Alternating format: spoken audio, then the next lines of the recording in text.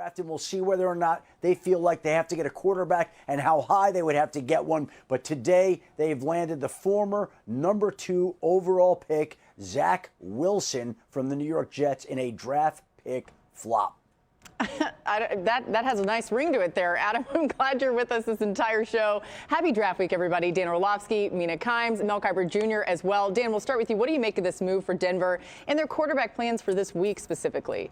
I don't think it affects it at all. If Denver was in the quarterback market in the draft, and we thought they were as of this morning or a couple weeks ago, they certainly still are. Zach Wilson, in the acquisition of him, does absolutely nothing. Now, it gives Zach a new start. He needed to get out of New York, and it's a good place, obviously, with Sean Payton, one of the better quarterback coaching offensive minds we have in the NFL. But if I'm the Denver Broncos and I had entertained potentially trying to get up and drafting a player like a Bo Nix, this changes that not one bit.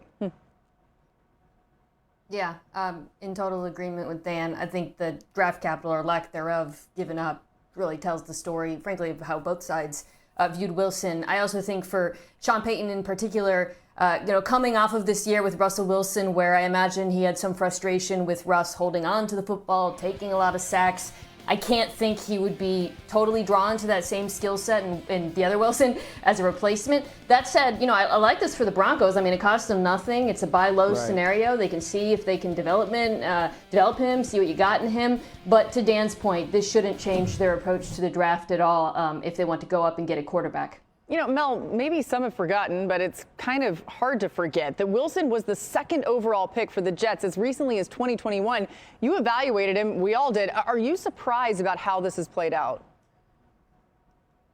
At least I've had Justin Fields ahead of him more. That's all I take solace in. I like Zach Wilson coming out. The arm talent was obvious. The competition, some of the teams he was lighting up. You look at the defensive secondaries, defenses overall, and you would expect that from a BYU quarterback. But ability to throw the ball, make all the throws, he could do that. But this is really a team that paid the price for a decision made earlier. Remember, they took Sam Darnold 3rd over Josh Allen. Had they had Josh Allen, that previous regime would have been intact, wouldn't have even moved on. But that's a couple mistakes. So about Darnold 3rd pick, Zach Wilson 2nd pick that this organization, the group, not the same people, but this Jets football team has made over the last few years. So had they had Josh Allen, this one wouldn't have been made. Now they made this mistake. Now they got to come back again. You talk about with Aaron Rodgers and look at a quarterback maybe at some point in this draft that you can maybe hope to get the next Brock Purdy, which you're not going to get, but teams are hoping maybe they can. So it'll be interesting to see on day 3 if they do take a young quarterback and bring him into the fold. Yeah, this is the Jets' fault. Okay, they failed Zach Wilson, and I think there has to be so much to be learned by other teams. I think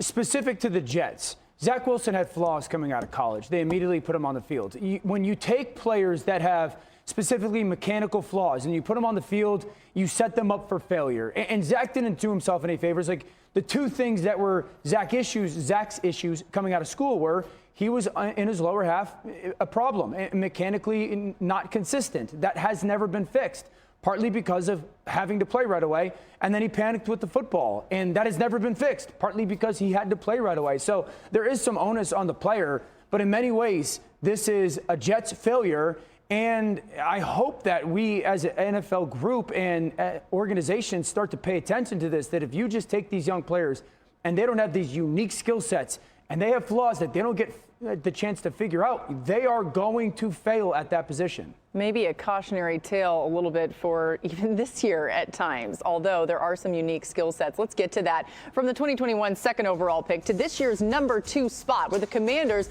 are likely to take a quarterback of their own, assuming Caleb Williams goes to Chicago. Is it Jayden Daniels or Drake May at 2 for Washington? Adam, we'll go to you first. What are you hearing about Washington's plans for that number 2 pick? They're getting closer to a decision here, Laura, and I think they're honing in on it right now. They've winnowed their choices to just a few right now, and I think the signs continue to point to Jayden Daniels at number 2. Now, there was the issue last week where his agent wasn't particularly thrilled with the 4 quarterbacks that came in at the same time. I think they were disappointed that Jayden Daniels didn't have more face time in front of the Commanders, but the fact of the matter is this is the draft. This is not free agency. Jayden Daniels is going to go where he's drafted, and he's going to be happy about going to Washington if, in fact, the Commanders do settle on that particular decision and move forward with the former Heisman Trophy winner. He'll go to Washington. He'll be ready to be the face of that franchise. And again, you talk to the people around the league, there are people who believe that he is Lamar Jackson 2.0, who comes into the NFL with more refined throwing techniques, leaving college right now. It's going to be hard for, I think, Washington to bypass that. It is a nature of comparison here, though, and that's what we're going to do as we get closer and closer to the draft. Adam, Jayden Daniels and Drake May both started exactly 26 games over the last 2 seasons. Daniels accounted for 1 more total touchdown than May, while May had the edge in total yards per game. Daniels played a total of 5 seasons in college and is 23 years old, while the 21-year-old May enters the draft after 3 seasons at North Carolina. Some of that has to do with some differences in the most recent season they played. But, Mel, you have Jayden Daniels going to Washington in your most recent mock. What is the biggest difference to you when you compare him and Drake May?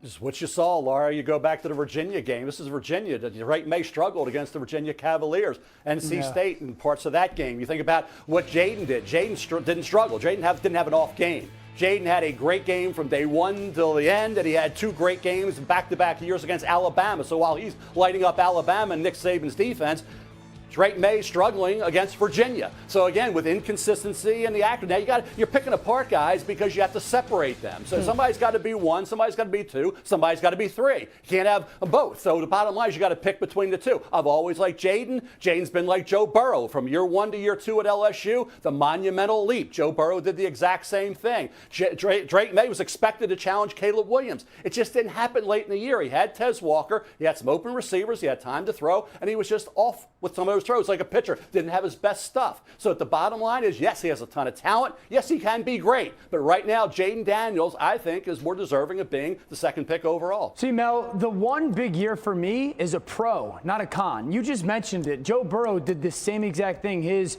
junior to senior year. And it was an okay junior year, and then the lights out senior year, there's Joe Burrow at the top. His junior year, 2018, he was fine. He was good. 2019, arguably the best season in the history of college football for a quarterback. And Jayden Daniels, junior year, he was good. He was fine. Almost identical to Joe. And then this past season wins the Heisman, and one of the best quarterback seasons we've seen in college football. I look at it as a pro, Mel, because of this, development. It's not potential. It's not, hey, cross our fingers and hopefully it pans out. It's a developmental position, and we have watched Jayden Daniels, who was a true freshman at Arizona State, play good, and then his 2nd year play fine, and then his 3rd year during COVID, not great, and then his 4th year in college football.